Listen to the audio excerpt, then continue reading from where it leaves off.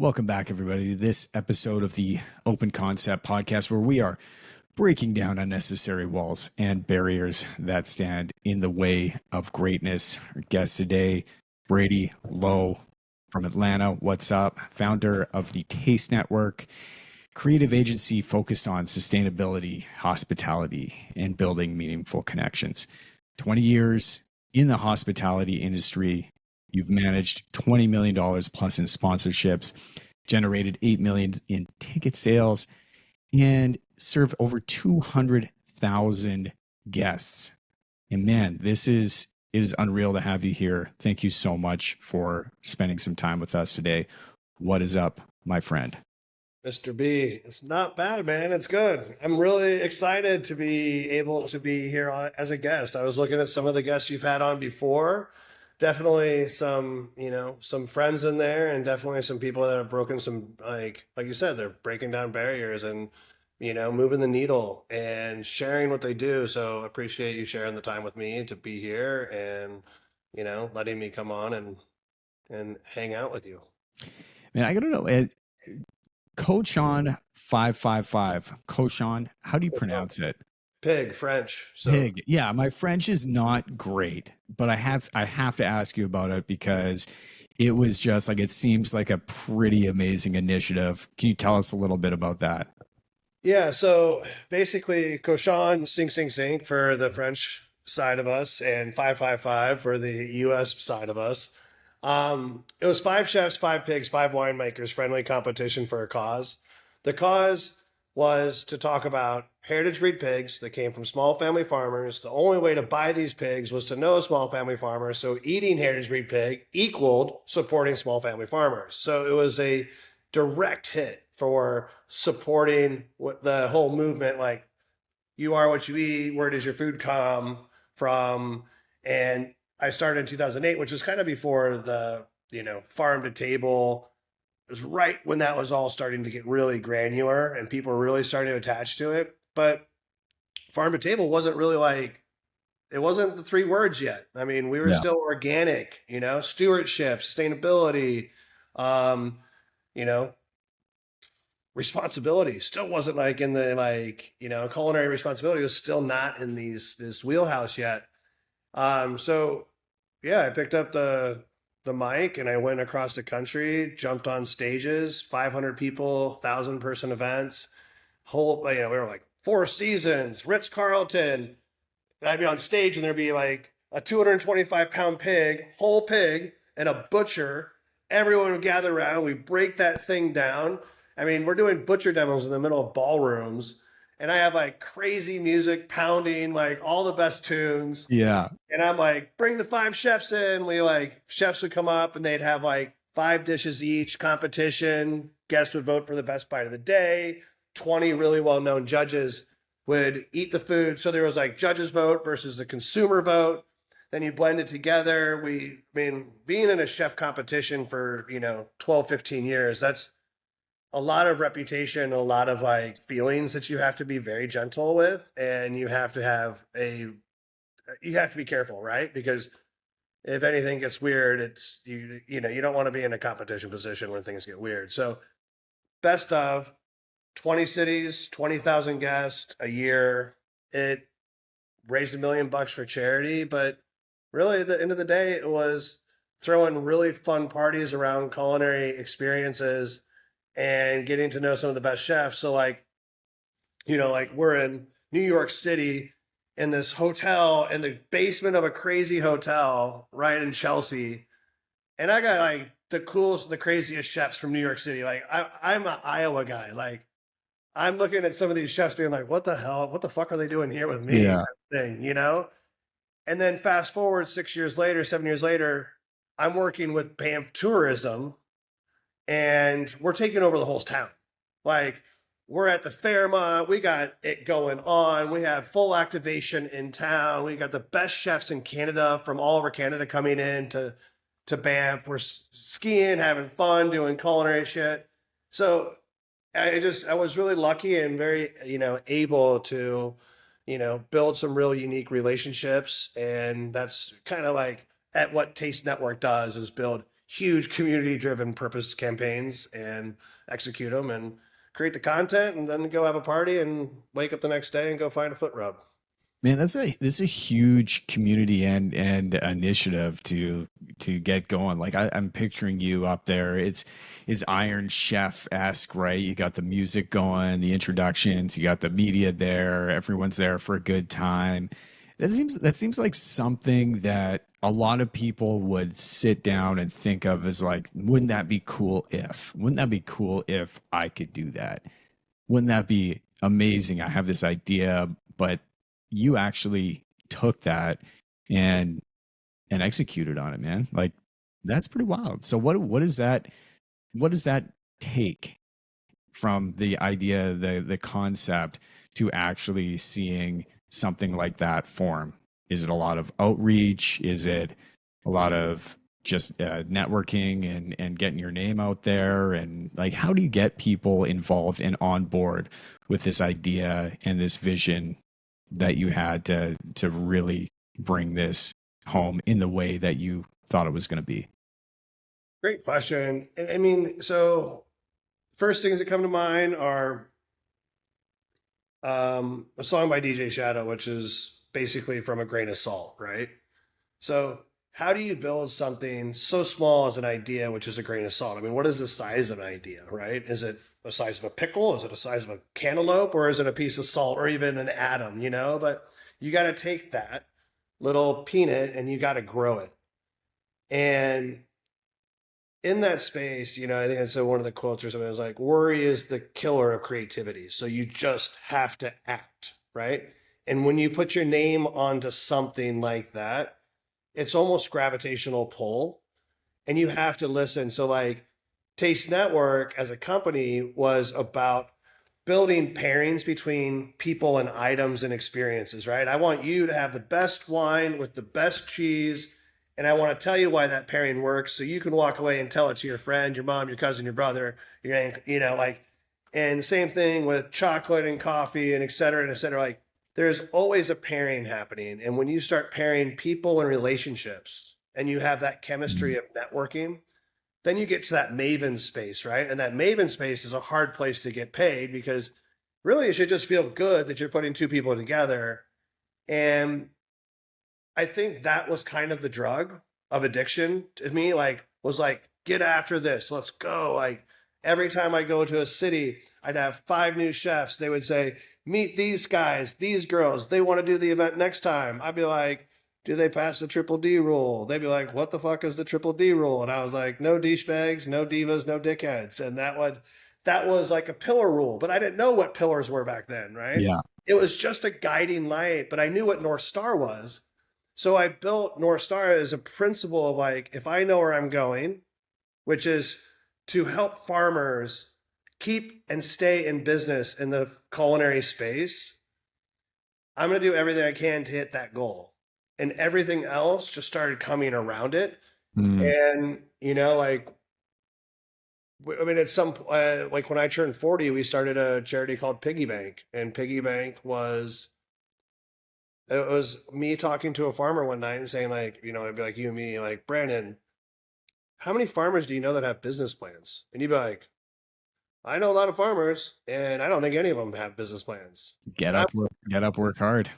right. And I'm like, working with 100 different farmers, all raising pigs. I'm like, do you guys have business plans? They're like, no. So I was like, Piggy Bank, cool. Charity, let's raise money. Let's build business plans, give them away for free, give small family farmers the right business plan that they can scrape and build and go and grow. And that was my 40th birthday present to myself, was launching that thing. And as of today, I literally just get an email from a group where we made an endowment to like build on. And we have 15 projects in Africa where they're putting our business plans and breaking them down into smaller digestible business plans for villages who want to grow food. And I'm like, 10 years, I would have never thought about that. Like I never would have thought that the network and the relationships that we built. So I don't know. I think just be flexible, act when you need to act. Don't think too hard. Lots of late nights, lots of like digging on Facebook pages. I mean, like I broke all the algorithms before Facebook would start to kick you off and Oh yeah. like a crazy bot. I was adding every single adding every person on Facebook I could, and I would Yeah. say probably Facebook was the networking tool at that point. Yeah, it would have been. You mentioned Maven, and that's a term that doesn't come up too often on the certainly in conversation on this podcast. Was that, I have to ask you, was that by any chance an Erwin McManus seven? He wrote a book called the Seven Frequencies of Communication, and the Mavens. Have you read that? I think it was the tipping point. Tipping Point. Yeah, who wrote Tipping Point? Yeah, I forget who wrote Tipping Point, but Erwin McManus. The only reason I asked is it was one of my favorite. The tipping point, how little things can make a big difference. I think that's where I picked up Maven. Yeah. Okay. All right. So I was just asking because great book. If anybody's listening, is one of my favorite books was the Seven Frequencies of Communication by Erwin McManus. Great speaker, great author. And anyways, the Maven was one of his forms of communication, and I just thought maybe that was a reference. No, I love it. I'm looking for a book. So I got a short read in front of me. So yeah, this is perfect. So hell yeah, I'm definitely going to dig into it. Taste Network. How old is the Taste Network? 2001. 2001. 2001. Yeah. I walked away from a restaurant job, and that's when the chase began, and haven't had a paycheck unless I foraged for it since then.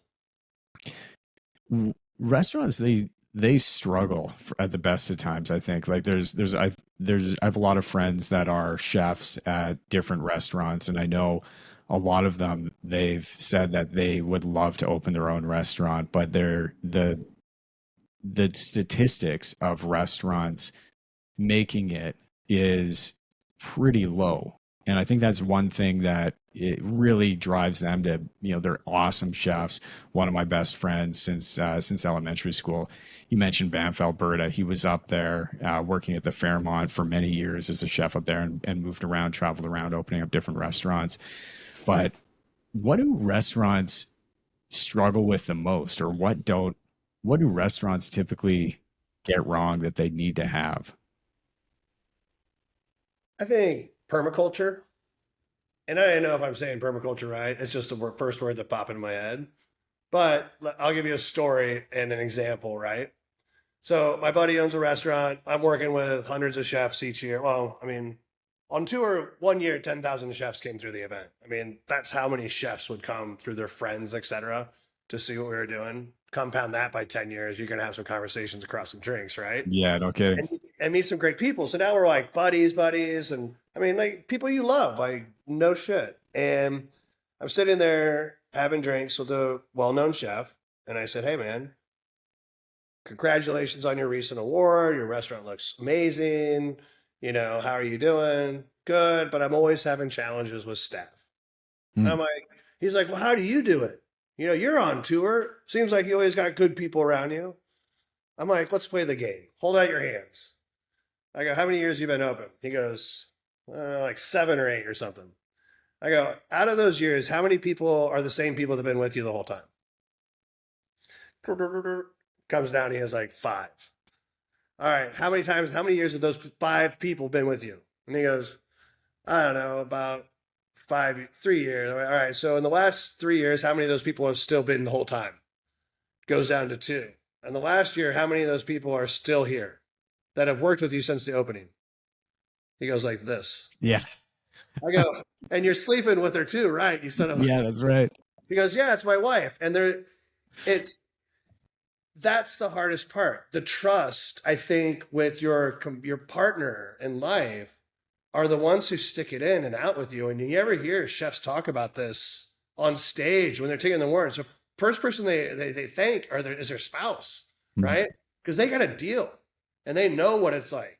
But when they say that I know what it's like for my spouse to do this, we don't really know what that is like, how much work that is, right? To churn over that much staff with that much, detail. And that, so I think creating a culture where your staff doesn't want to go anywhere at any point in time. And the ones of the restaurants that have been around the longest have the staff that's been around the longest. And I think that's one of the pieces that it has fallen from the table, in the last 10 years, 15 years is just keeping people around. When you go to you go to a steakhouse and there's the same maitre d' that's been there for 20 years. Yeah. Trust me, he's tried to leave. they didn't want him to go Yeah, because and he's probably been headhunted by numerous other restaurants as well, and he's found a reason, or she's found a reason to stay. yeah. So I don't know. I think that might be one of the big ones. Now staying in business, there's other reasons, but I would think that's one of the hardest elements. And then I think the last part of it is just this this hidden mentality of like, I mean, I don't know, like you work in a restaurant, people are stealing tips, stealing booze, stealing hours, drinking on the job, doing things that are not supposed to do. Like it's a riddled playground of like syringes and bad ideas, and people Yeah. that work hard and play hard and go home at late hours, so and alcohol's a crutch. So it's a different industry together, and there's no way to really course correct that. But It is a wild industry, and it's something that's always fascinated me because my experience in the restaurant industry ended at like the age of 17 at Little Caesars Pizza. And so I don't have much of a benchmark, but I have friends, and I got into construction, and that's all like early starts, and you get into, but you're home at a reasonable hour unless you're working a random night shift. But my good friends that own restaurants or they're in the restaurant industry, it's just a different, like I'm in bed between 8 and 9, and that's usually when they're starting their shift or in the middle of the shift, and they're out, and until the restaurant closes, and then the bar closes, and then it's drinks after the bar after it closes, and you're getting home at 4 5 6 in the morning. It's just a different lifestyle. and it takes time to break from that routine. I mean, you know how grumpy we get in the morning when we get our green juice in hand. I'm going to the gym. I'm going to do this today, and I got book reading right behind and then all of a sudden life changes, Yeah. right? And it's just I don't know. It's a different routine when you're going to work at 5 o'clock and getting off at 3 in the morning, or getting in bed at 3 o'clock in the morning and not waking up till noon, right? I mean, it's a challenge. It's a different life. Like you and I would both struggle trying to go into that to survive and to provide for our family. If we took everything away from us and said you have to go work in a restaurant, start at 5 o'clock, and be the best bartender making 100 grand a year, bro, that's tough biz. You know? Yeah, you were in a restaurant before you started this uh, vision that you had, the company that you have right now, working with restaurants. You had a restaurant job before. Why did you get out of that and then transfer and start developing this business? What was the drive for that? You were working a restaurant position, and you thought, "Hey, I have this. I like the industry. I love the industry. I see a need for it. This is what I'm going to go and do, but I'm going to do it on my own terms, and I'm going to just do something wildly different than opening a restaurant, which seems to be like a natural path for a lot of people to go." So great. I mean, great question. I was in Iowa. I went to school at Iowa. All my course functions were around entrepreneurship. Wrote my first business plan. My first business plan was about opening a restaurant. Traveled to Ireland the summer before I graduated, got my concept, nailed it, was ready, going through SBC loans or SAB or SBA loans. I was just like in the thing. And then all of a sudden, one of my buddies comes in. He's like, "Hey, I can't wait for you to open your restaurant." I'm like, "Why? Why?" Thank you. And he's like, because we're going to drink free all the time, bro. Yeah, yeah, yeah. I was like, I just saw the profits sliding down the playground slide. I was like, so I moved to Atlanta. And my understanding of business was around hospitality. I GM'd a restaurant when I was in college, which was, crazy.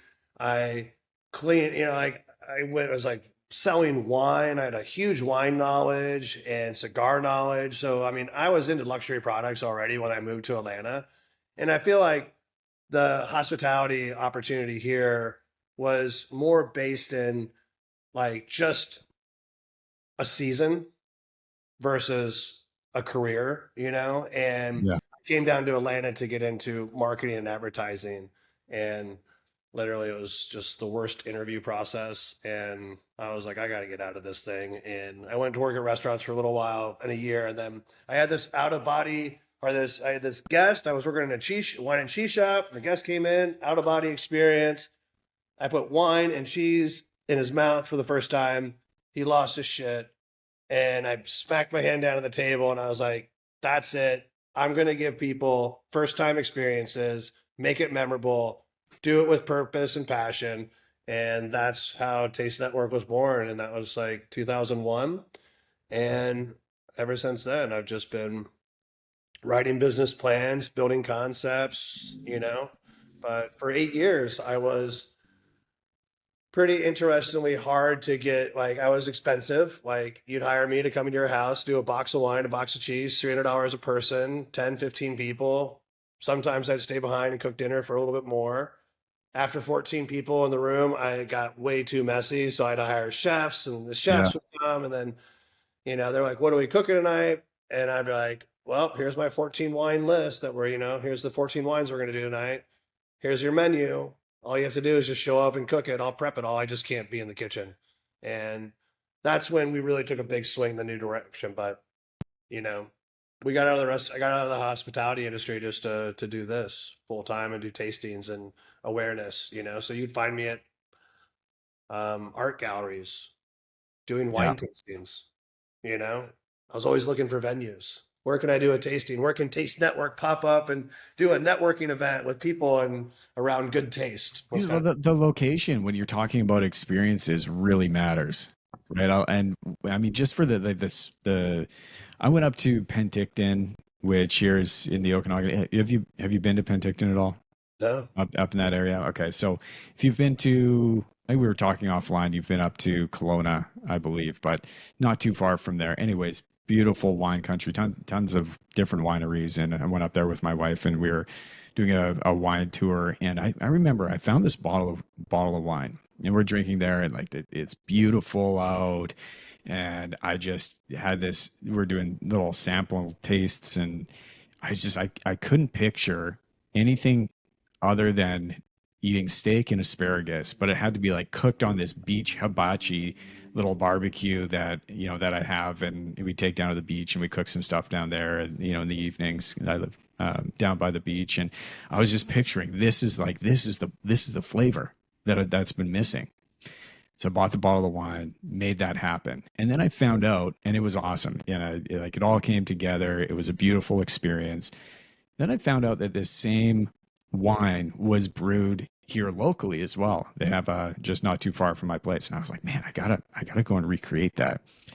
So I went to the local winery where they also make it, which is only about an hour away from my place. Went in there, bought the same bottle of wine, didn't taste the same, tried to recreate that experience, and it fell super flat. I was like, did I even like this wine? Why did I like this wine? Why did I even choose this wine? But there was that idea of just this setting, and when you're tasting it, and it was like this whole experience up in the beautiful hills and valley of the Okanagan, where where wine is flowing and people are happy and the sundresses are on, and it was just like capturing this moment in this bottle of wine that couldn't recreate anywhere else, even though it was the same product, or so I was told. But it really does matter, location, those moments. Like, you can add in little bits and pieces, the cigars that are really good. But if you smoke a cigar on a patio by yourself, and it's cars are whipping by, and it's lunch on a Tuesday, versus sitting down around a fire with a good friend you haven't seen in a while and no real responsibility. Sun's going down, waves are kind of crashing, whatever you're seeing there. Like that cigar is going to hit different, man.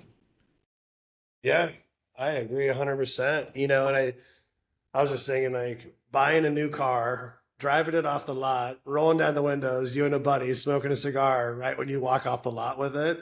I mean, that's like the total like no move. Yeah. But it's a different container, right? It's a frame. It's like I just bought this car. I'm sitting on the patio. It's hot as like it's a feeling, right? And I think when you say that with the wine, here's my challenge to you, and it depends on how many years ago this was, but like call the winery and say, hey, I had this moment. I want to see if I'm crazy. Because that wine from 2012, that one specific bottle that I had was so mind changing to me. It blew my mind. Do you have any more of that in the cellar? And Mm. can I buy two bottles for two very special reasons? That's engagement, relationship. That's recreating that. Now, if you pull those, so like, because vintage changes everything, right? So that's where it gets really fun and unique is because you can call them and they're like, yeah, we got some bottles in the cellar. I can get you one. You're like, sweet. Then you taste that wine, do the steak treatment over again, and then you're like, all right, it was a vintage thing. This wine is that good. So there is salvation in that because I've seen like I have wines. I have a cellar below, like sitting below me right now, and like in that cellar there are wines, and I'm like, this year it's not on. Next year it's on. So I'll buy a 12 pack of something, right? Because it'll be that good in that moment at that place. You buy a 12 pack and commit, and then you drink one bottle every year for the next 6 years. At some point, that wine is going to be a screamer, which means it's going to be better than you had at the winery. And that is the year to crack open all of them because at that point, you're just waiting another year to be disappointed, and that wine can churn just a little bit the wrong direction, and then you'll be on that same point. You're like, God, why didn't I drink all that? So it's knowing the box and knowing the kids, and so that's the wine game. Yeah, two things to that. One, I love the outreach part of it, right? Go and try and recreate that moment. And then there's a part of me where it's like, you know what? That was just a pretty special moment. I don't know if I'll be able to recreate everything there, and I'm pretty good just knowing. I don't know. I think life is full of moments and being able to create more moments, and that's what I love about what you do. But we don't remember everything that goes on in our world, but we certainly remember the moments and the moments that are special and the moments that mean something. And so I'm very much just enjoy creating those little moments that are going to be memorable, those little pins that you put in your brain forever. And I'm good. I'm good with that memory. I'm sure the wine is great, but I love that. I How love many that years ago memory was that we it? have. It would have been probably 6 or 7 years ago now, pre-COVID, which is I don't know the baseline I use for everything these days. So the pins that I need in my head is I need to know I have 6 bottles or 3 bottles or 2 bottles of that wine sitting in a room waiting for me to pull Ready? because I don't know. It's just like my brain has like 5,000 pins in there because I know it's down there, but Yeah, I just have to live with that kind of like ADD like opportunity all the time of like knowing that there's something there that I want right now that ties me back to that. It's like an escape, right? I mean, yeah. it's another way to go back. So And I had an experience. This was uh, about 5 or 6 years ago. A similar experience. My grandmother had passed away, and on one of their anniversaries, my grandma and my grandfather, they had gone to, I think it was France, and they brought home a bunch of wine, and they had this would have been how this wine was sitting in their cellar for probably 25 years. Wasn't open. My grandma passed away, and we had the family over, and my grandpa wanted to make a toast and finally open these bottles of wine, and they were just like vinegar. Like they were terrible. They were not good. And so I think that it's important to open that bottle of wine when it's ready. Open it. Like don't just leave it on the shelf. I mean, that's a metaphor, but I mean, like, it was, you can wait too long. You can wait too long for those perfect moments to come. And sometimes you just never find them. Sometimes it's too late. So you got to enjoy that bottle of wine. I don't know. I'm like in a different world. Like yesterday we drank a 1975, right? So this Beautiful. year I turned 50. So this year, one of my commitments to Target was I want to open one bottle of 1975 every week of the year. Now, it's the 52 moments that I'm opening. It's not necessarily the wine, right? Now, if the wine is flawed, was my week flawed? Was something going on with me? Did I not taste it right? Did I just brush Mm, my teeth? Did I just eat something else? Was I just in a fight with my wife? What was the situation? Am I drinking this out of spite? Like, am I drinking it with a friend that I haven't seen for? So it was the opportunity to create these micro moments, right?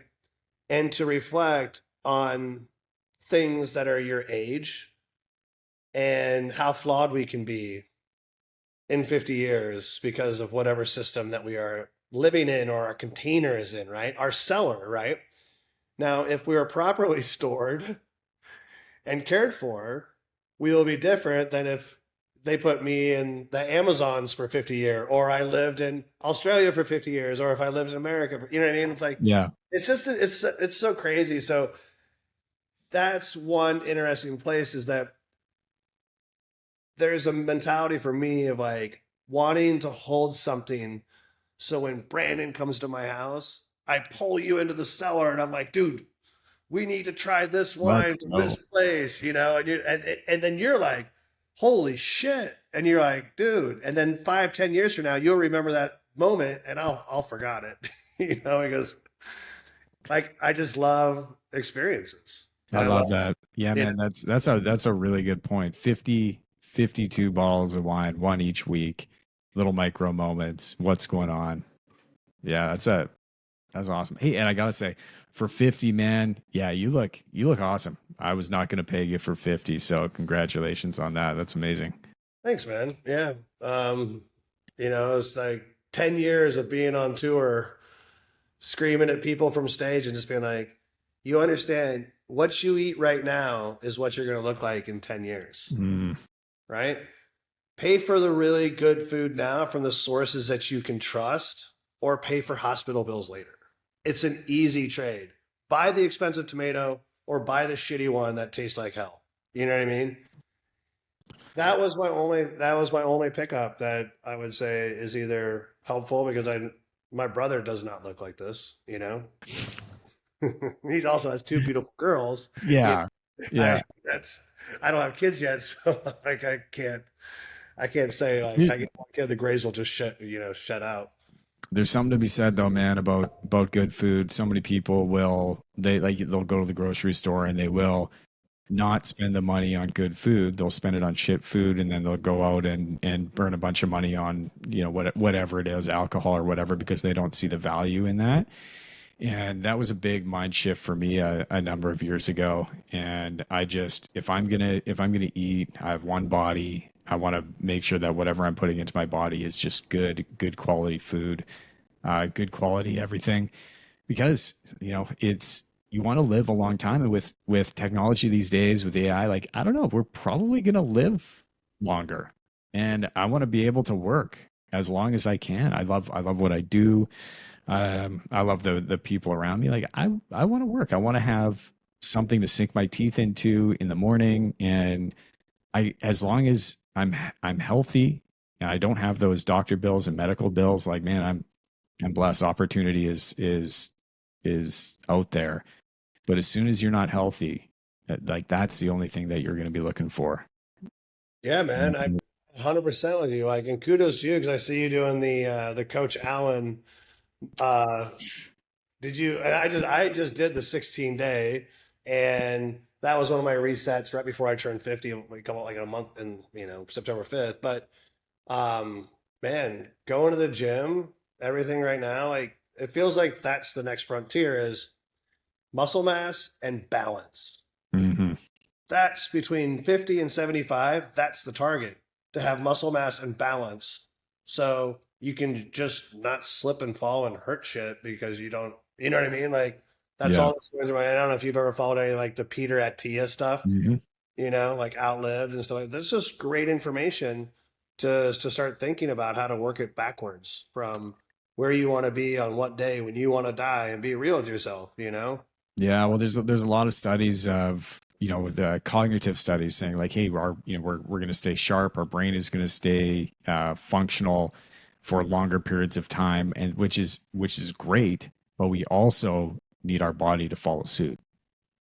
And yeah, I mean, like, I'm shout out to Coach Alan Dick there. He's what you're referring to. So I had started working with him about a year ago, a little over a year ago, for the first phase, and that was awesome. Getting back to tracking food, tracking macros, tracking your workouts, because if it was something that matters to you, then it should be measured. And I never made more gains in any one place than or in the gym than when I was measuring what I was doing versus winging it.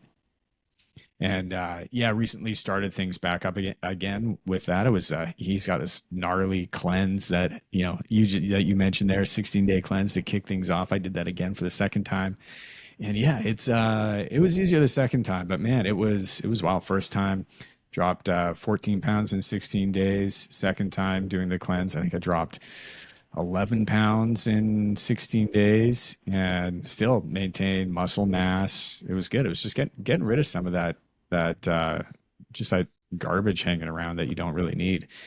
And sometimes you need to cut stuff down, right? You need to cut it down, cut it out, rebuild, check in, make sure you still like what you see, and like strip it down to brass tacks. And yeah, I like using gym analogies because it's representative, or sports analogies in general, because it's so representative of so much more in life. And it's also a discipline thing too. I ran an exercise and I had put out, here's all my personal goals.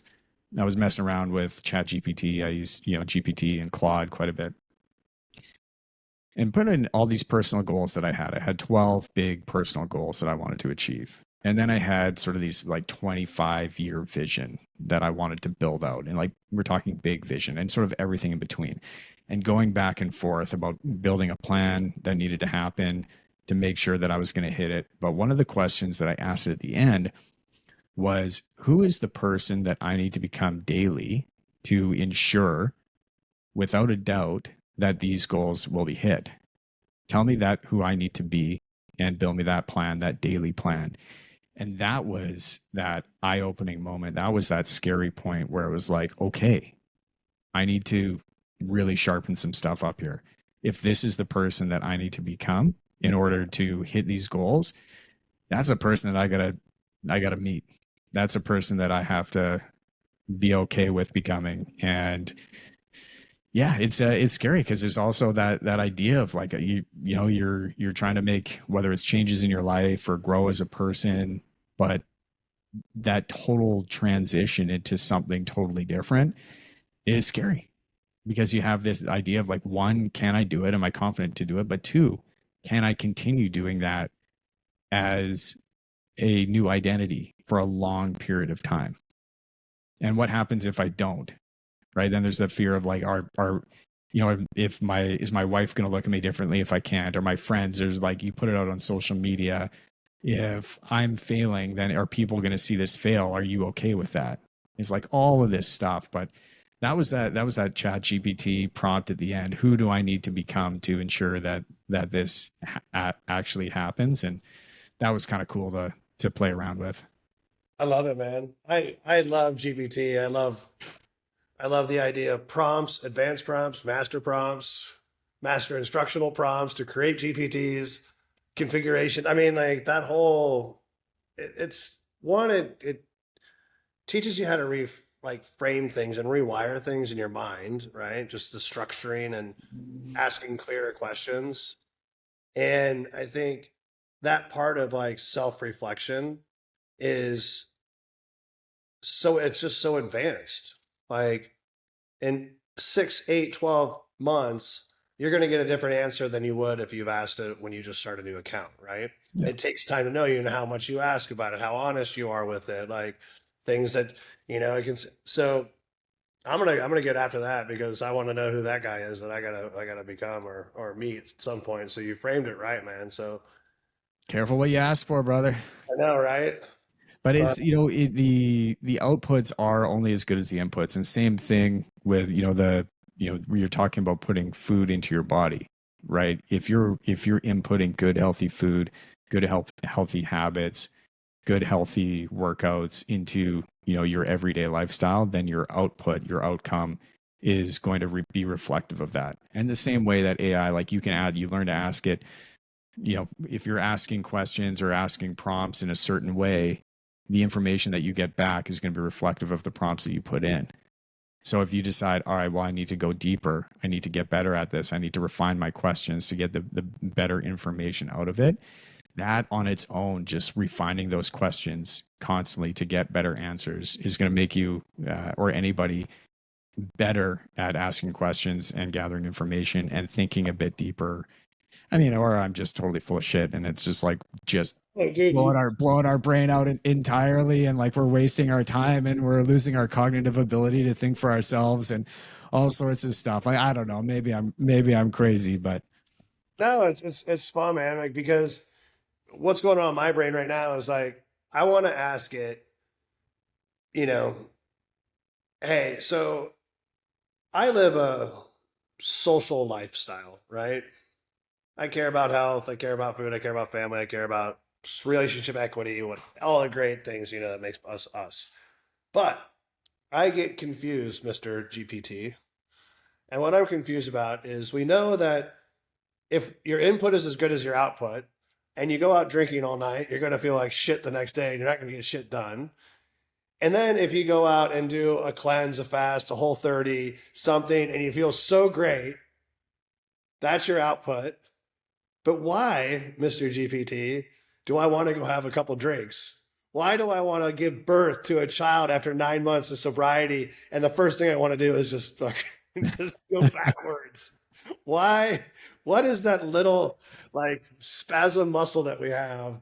And how do we like help me retrain that little thing, so I can just get like 4 more days out of my cleanse field before I fall victim to my buddy be like, hey, you're off that shit now. Can't you go have a drink with me? And you're like, output. wow, we're social creatures, man. And like back to the experience thing, right? You're talking about having experiences, but one of the there's been many studies done, but one of the things that keeps people alive the longest isn't food, isn't exercise, isn't cutting out smoking cigars, isn't cutting out liquor. Like the one thing that keeps you alive the longest is community and having a sense of belonging. And so as human beings, we crave that because we are just that. Like we're not perfect. And so if we have this idea of, hey, I'm going to cut out all of this stuff that keeps me tied to this community, then, and you feel you're distancing yourself from this sense of community, this sense of strength and unity is kind of scary. And so that's why if you decide you're going to stop drinking for 3 months, 6 months, 9 months, a year, or a lifetime, and you have some good friends and all these great experiences, and you're part of this world that appreciates that, it's tough to get out of that because you have this community that you love and you feel safe in, and people admire you and they want you to be there, and that's tough, right? Like having that sense of community is something that humans absolutely crave. And I think the question is like, how can I have all of these things that I want and still be involved in these communities if I want to be a part of it? If they mean so much to me, then how can I change my place in the tribe? How can I change my place in the community and still be a part of what's going on, still have a sense of that belonging? The only way that I can see it is you got to change the room, right? Your container of existence. If you don't change, for me, and I had this moment in life, a couple years ago where I know a lot of amazing people. Like there's no shortage of calories in my circus, right?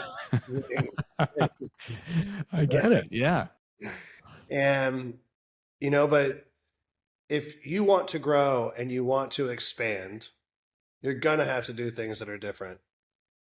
At this time of age, it's expensive for us to change the room and to expand our brains and find the people that, are doing things bigger and better than us. Because one is it's just a rule of, like association, right? Like if I hang out with 5 millionaires, chances are I'm probably going to be a millionaire. If I want to be a millionaire, then I'm probably going to have to pay my way to hang out with or be taught by 5 millionaires. And if I'm a millionaire and I want to be a 10 millionaire, then that's a different cost, right? And Yeah. it's just that, changing the room can get expensive at this time of age. And I think that's where people start to value their self opportunity. And I think it's really important to realize that if there was one thing I wanted to do 20 years ago, if I go back and tell, younger Brady about future Brady, it'd be like, every single invoice that you create for a client, put 15% extra on there, put it in the piggy bank, and call it coaching mentoring fee. Mhm. And it's a service fee that you do every single time. So you know that you always have money to buy the next thing or to go to that next course or to go to that seminar or that conference. And you're not even thinking about how it's staying up because you did that 20 years ago and you built that nest egg up. And I would have put all that money into passive investment vehicles now that I know more. But you know what I mean? Like, Yeah. and then you pull it out when you need it. Like, that would have been the game changer. I'd be 10 times faster, farther, quicker than I am now. And I don't know. It's about changing the room. 2 years ago, probably would not have had this conversation. You I would know? have bought Bitcoin like 15 years ago. That would have been that would have been my advice to myself. I'd be all right.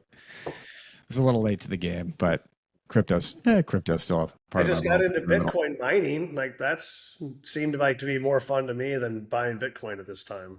Yeah. So fun, different way to invest. Yeah, 100%. I think when it comes to I have this conversation quite a bit when it comes to making decisions, right? When people are held up on making decisions and I'm going through a, big decision I have to make myself and you can't ask everybody their opinion because everybody's going to have a very different opinion and their opinions are going to be based on their experiences, their pasts and, whatever they've gone through. So everybody's going to see things differently.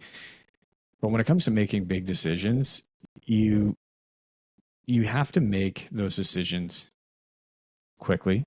You have to make them, not all decisions need to be made quickly, but once you've decided that you're going to make that decision, you have to make that pretty quickly. Otherwise, you're just delaying the inevitable and you're only making the best decision that you can at the time with the information that you have. And you need to know that once that decision is made, that you have to be okay with it. You have to be okay with the outcome and move on. And that's a difficult thing because like you said, as you get older, you have more on the line. And I was having this conversation with a friend of mine just the other night. He's like, you know what? I like it, why does that happen? Why does it take me longer to make decisions these days? And I'm like, you know what, man, when 20 years ago, you didn't have a family, you didn't have kids, you didn't have staff, you didn't have employees, you didn't have a lot of people depending on you. And now you have that, right? And it becomes it all of a sudden not about you anymore, or not just about you. It becomes the livelihood of your family. It becomes the livelihood of your staff, of your friends, of whoever it might affect. So these decisions become bigger because the extremities just go wider and wider and wider. But back to the point of making decisions, like I think once you know it needs to be made, it needs to be made quickly and know that that decision, maybe it's the right decision, maybe it's the wrong decision, but once it's made, you have to be okay with the outcome. Yeah, and I think you just need to be open to you just be open to the results. But there's also been times I've made decisions and I've backpedaled once I start to feel the results of my decision, backpedal. But I don't care if somebody thinks that like, oh, you're giving up, you're quitting. I'm like, nope, it's just not the right move. Yeah. because things can happen in 6 days, they can happen in 12 days, they can happen in 90. And I mean, think about it. Like you can transform your entire body in 90 days. Yeah. Everyone, it's just, it's crazy, but yeah, I'm with you. I think there's, you know, And making even, this a very important move of like every day, and but even making that decision to, to backpedal, you've made a decision to move forward, and you're making that decision with new information to move back, right? But it's not this idea of like, I need to do this, I need to do this, I need to do this, and never do it. It's making this decision of I need to do this, I need to do this, I'm going to do it. Didn't work out, so I've tried that, and now I'm going back in a different direction. That too is a choice. yep. And it's and it's not necessarily a bad choice. I mean, you can use the analogy however way you want it, right? Everybody is going to be going through whatever they're going through, and they're always, everybody has to make decisions about everything. So I'm like, I know nothing about anything really, but I know what I've been going through in my own world over the last number of years, and these are things that I've been thinking more and more about for sure. Yeah, I mean, we were talking earlier, and I'm just like, what would the decision if I were just to pack my bags and just want to take my wife and go for a whole year and just travel, you know? Try to have kids during that time. When it's time to come home, we come home. If she's like 5 months pregnant, then it's like, let's go back home.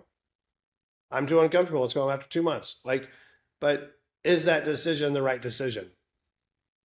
Yeah. You know what I mean? Like, who's going to like advise you to yes or no? They're just going to say, like, sounds fun, you know? So I don't know. I mean, but that is a life changing decision, you know, to like just lock your house up and leave and just work from the road for a year. That's a big decision, man, for Right. sure. I would start with ChatGPT. Like I can't give you a ton of advice. If I would, it would be with the information that I have. And so yeah, only you can make that decision. But I love it. I want to talk about the next 10 megapint and the accelerator. Can you talk about those areas and those offerings? Yeah, absolutely. So Megapine's simple because that's my wife's design company. So she's an amazing designer and she does a lot of discipline in her project management. So that's just Megapint. I love my wife. That's her company. But Next 10 and Accelerator are kind of my next. Remember earlier I was telling you about Piggy Bank was my 40th commitment for my decade. So I picked these decades, right? These what I'm going to do for the next 10 years. It's kind of been my North Star. Um, if you were to look at me 15, 20 years ago and you say, Brady, what are two things you would take back with you in that time warp tunnel? You can write on a piece of paper. What are the two things you need, right? I'd be like, I need to know about the North Star process. I need to know that method. Like that thing changed my life 15 years ago. And the first time I signed up for a CRM tool like Salesforce, that changed my sales game. Everything, all my efforts were captured, right? If I would have tried to get to where I'm at today without those two things, not right. So the next 10 years with Next 10 is committed to a coaching platform, workshops, weekly, helping people see what this $1 million curve is. Like, where's our next $10,000? Like, I grew up, where's my next 10K next month coming? I got bills to pay, I got this, and I'm just scrambling from job to job and just, never any kind of like, I can't have a real like relationship because I don't know where my money's coming from. I can't build a family around that. And it creates conflict and tension. So I want to help as many people. Hospitality has been good to me. And if I can help as many people who have been great and gracious to me in the next 10 years, I mean, the rest of my life, really, but I just want to basically give all my stuff away for free. I want to, like, if you want it, you can have it. If you want to come in and see how it works and applies on a weekly level, then that's the coaching platform called Next 10. Get you in, help you see do Do you have a North Star? What kind of systems do you need? What kind of agreements do you need? Like, I've got a jack trade of all, like in my Google Drive, it's filled with everything, right?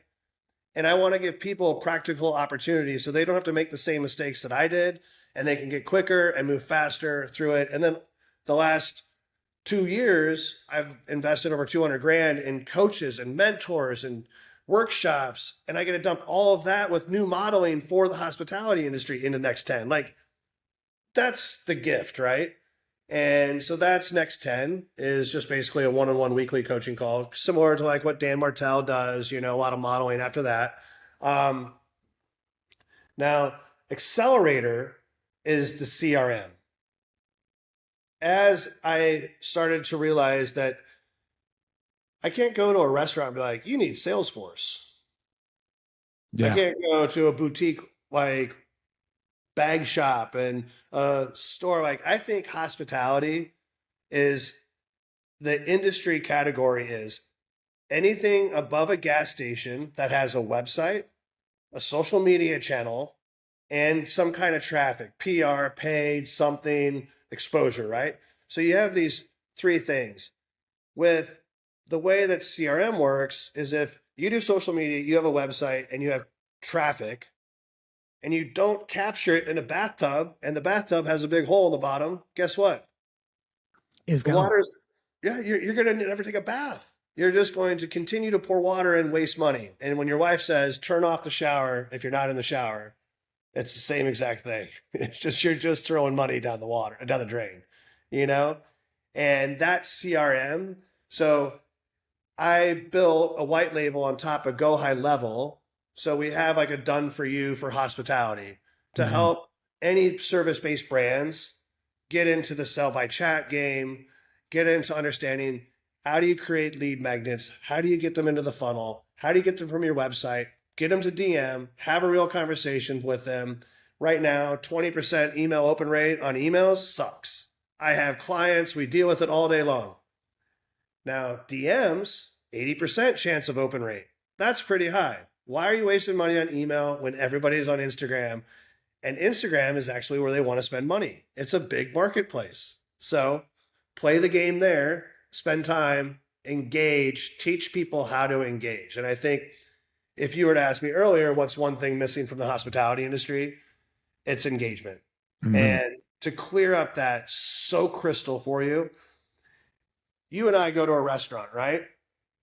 We walk in and we're like, all right, I'm gonna go to the host stand. I'm like, do you want a drink? I'll go get a couple beers for us. Cash in hand, I walk to the bar, you go to the hostess. Hostess says, oh man, it's gonna be like 15 minutes. We'll set you down. I'm over at the bar, look at the bartender. I just want to order 2 beers. Bartender sits there, acts like he doesn't know who I am.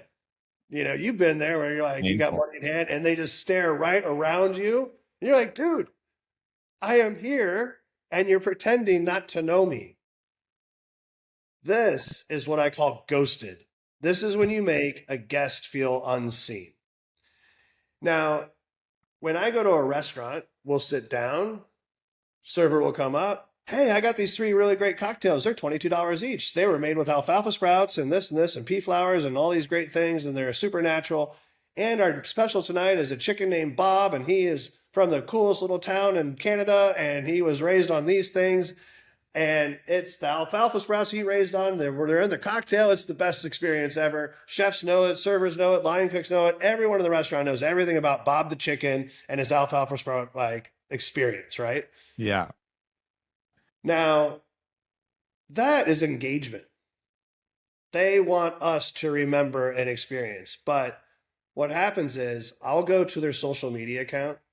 I will follow them, comment on something, and throw them a like. I will get nothing in return.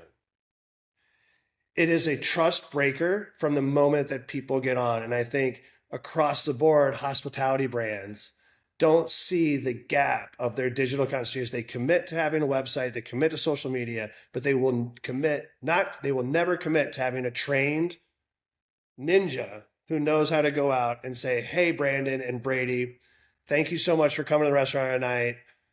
It was really good. I mean, you posted a picture of our alfalfa Bob chicken dish together. Like, thank you so much. Man, your building company looks awesome. Your kids look amazing. Keep shining, bro.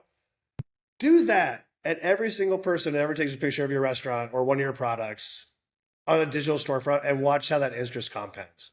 Yeah. Now, that is engagement dropped into CRM. So we're giving that playbook and system away, and we want people to do it. And I don't care if they buy our CRM tool. I want to give them the playbook just to win. So when I go follow them, that I actually get some nurturing. And I think that is what makes us a different diner, right? It's a dismissive quality that I think is it's so geeky for me because this is where I geek out, right? Like I love it's it, man. think about like you send someone like you're invested. You're like, man, I really want to go see this restaurant. They've been opening up. It's my other buddy's restaurant. I'm so excited. All of a sudden, you're like, DM them. You're like, oh, I'm so excited to come in with my buddy Brady. We're beer geeks. We want to do this, and you get crickets. And you do it again. Just be like, hey, it's Friday night. We're going to come see you guys. Crickets. You're walking into that restaurant with a different feeling. It's subconscious or it's external, right? But you have something buried. And then the moment that you go to the bar with $2 for 2 beers and they ghost you, then you become a critic and you're like, this place fucking sucks. Yeah. Now, go back to the beginning. Brandon, oh my God, we can't wait to see you. Come in, man. Great, great, great. Send them a note again. Hey, great. You have a little banter. They keep talking about your kids, like how great family, like everything like this. You go in, you go to the bar, you have a shitty experience at the bar. You let them know. You're not a critic. You're like, these guys are cool. It was just a bad moment. You built Yeah. the trust. I think that's the same with most industries. It's like it's this sense of eliminating friction between the customer and the experience that you're offering. If you can eliminate that friction, whether that is, there's friction between engagement, it's just back to that sense of community, right? That we were talking about earlier. These are the things. And if you feel like you're part of a community, you're going to contribute to that community. If you feel like you're part of the restaurant that you're going to and you feel, felt, heard, seen, and that they like really enjoy the fact that you are spending money with them, then you're going to want to spend more money with them and tell your friends and go back and spend more money with them. We have a local little coffee shop here, and I heard, somebody was ragging on Starbucks the other day, and there was a little local mom and pop shop here that serves coffee and baked goods and stuff. Walk in there, and it's quiet. Like they're not really well trained. I want to support them, but they're not like the staff don't really know what they're doing. They don't know, they certainly don't know who I am. I really didn't feel like anybody cared. They were like, we can't. I asked for like I drink black coffee usually, but I ordered something different for the person that I was there with, and they were like, I don't know if we can do that, and blah blah blah. I walked into Starbucks, as people are hating on Starbucks, but I walk in there and there's 5 of them working there, and every single one of them, good morning, like the place is packed, and as you're walking through there, and they're trained, like they say good morning, and I'm not saying this is the same with every Starbucks, but my experience here with the local one is but this particular staff that are there, like they're trained. I walk through the door, hey, good morning, how you doing? How's your day going? Sitting, I'm sitting there waiting for the coffee. Oh yeah, any plans for the weekend? No, awesome, cool. Yeah, hope you tried this. Have you tried this yet? Do you want to try a little taster? And like they were very engaging, and it just made me it just made me feel very welcome. And I left there with a smile on my face. It was great. It's a game changer, right? I mean, it makes you feel like your money is spent in the right place. Yeah. Thank you. I mean, we had a huge conversation about please and thank yous last night. Like when, a couple of bottles of wine in and a table of 4 of my best friends and my wife talking about how please and thank you works. It's a pretty intense conversation. There was some awkward I moments, had the exact same conversation with my 4-year-old daughter like 2 nights ago. So good to know we're on the same page. I was like, is this adults like lessons right now? Is this like an adult please and thank you campaign that we're going to push out there? And yeah, I mean, man, it's funny because like I was telling my buddy, we have a podcast that we're just starting. It's called My Ghosted Guest because this is just so easy for me to talk about because I got Yeah. thousands of Yeah. I love it. experience. But here's the challenge. Someone's like, no, it doesn't work like that. Like a skeptic. I'm like, all right, do this. One challenge. Go into your house and find the 10 products that you use the most, ranging from the very most expensive, like your car, down to the thing that you do every single day. Like for me is like athletic greens, right? So I go through and I pick 10 of the products and I'm just walking around on my phone. I'm like, oh, Tesla. Hey, I love your stuff. Like, comment, follow, bing, bing, bing, bing, bing, and just light them up. And I mean, I've got couple thousand people, right, follow me. So next thing I know, I Metamucil, Athletic Greens, blah, blah, blah. I hit all these different brands. Yeah. And then I just wait. And anybody who does this and you don't feel some set of judgment when you get no response from the products that you spend the most time or money or are invested in the most, and they don't even care to respond to you, that's a place to try to fix, right?